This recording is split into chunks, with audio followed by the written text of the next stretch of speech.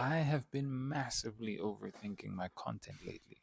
Like, I'd sit down to plan a video, and suddenly I'm 20 tabs deep, wondering if I should be quoting peer reviewed studies before I show you how I deadlift.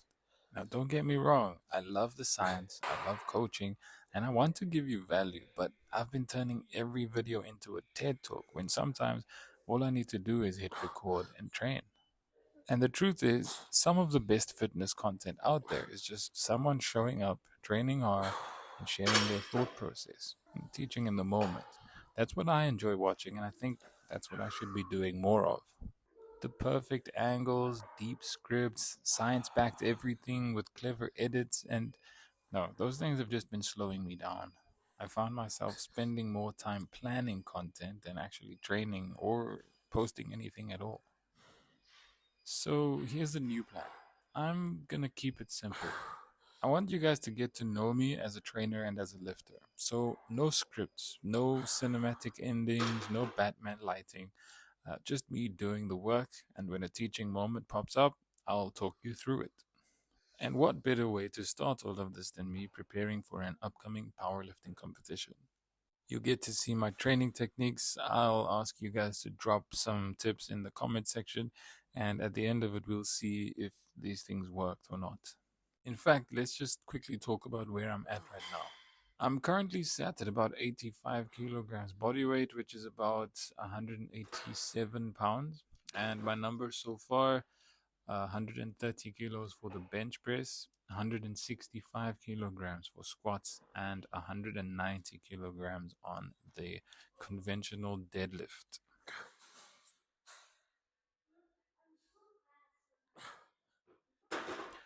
Now, I've seen what the 83 kg weight class is doing. It's insane. And I've seen what the 93 guys are doing as well. I guess what I'm trying to say is watch the space, because with my body weight, I know that there's still a ton of gains for me to unlock. I haven't started a training cycle yet. For now, what I'm doing is applying new techniques to progressively heavier weights. One example is something that you're seeing here called the concentric elbow flare.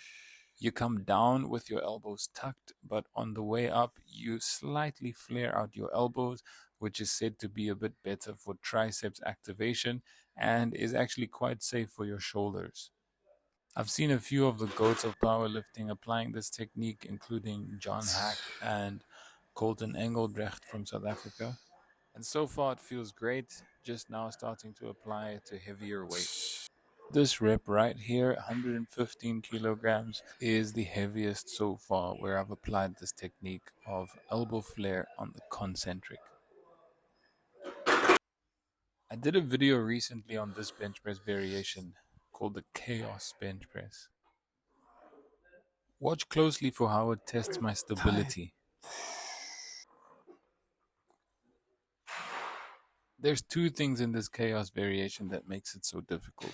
It's the unpredictability of the side to side movement of the hanging plates, but also the fact that there's a lag. When you're going back on the concentric, there's a lag in that hanging plate that makes it so much more difficult to just get your weight up. Of course, you can understand how this would be beneficial for your competition bench press.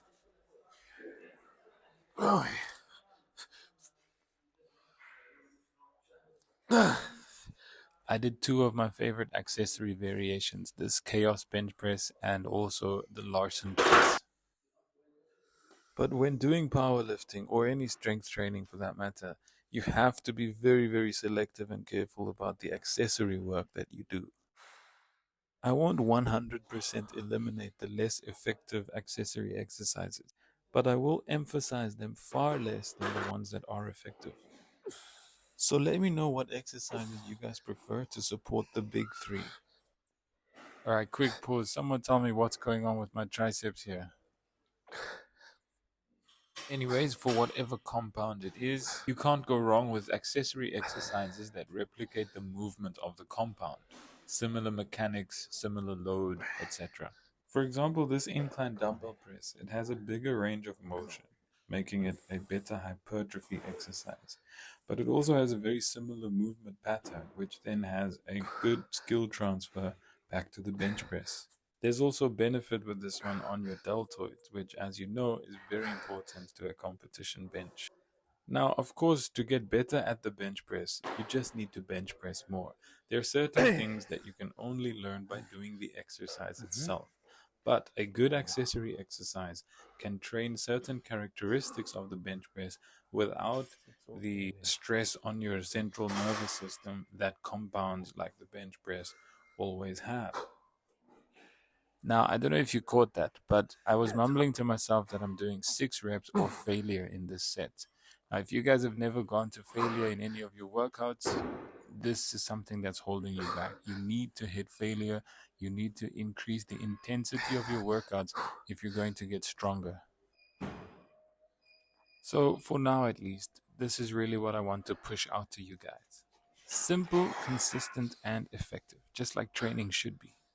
I'll share with you what's been helping to make me stronger. I'll tell you why I'm doing certain things and why I'm avoiding others.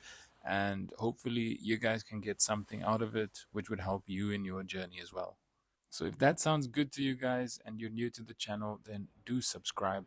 Hit the like button and the bell icon, and also comment whenever you can about literally anything that comes up.